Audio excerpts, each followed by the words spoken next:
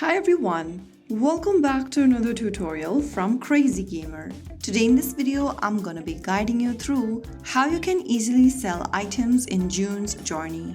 If you've collected decorations you no longer want or need in June's Journey, then the game allows you to sell certain items for coins. So here's how you do it. First of all, launch Open June's Journey game on a device, and once you're inside this main game section, go ahead and find the item you'd like to sell from your decorations.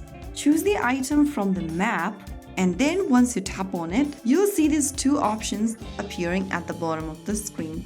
To sell the item, look for the green button and tap on it, and then you'll be able to see how much coins you'll receive for selling the item selected or how much flowers or points you'll lose. To sell the decoration or the item, click on Sell and you'll be able to sell the item right away. Some coins will be collected in your account as well after making the sell. So that is how you easily do it. Repeat this step for every other items you'd like to sell in June's Journey.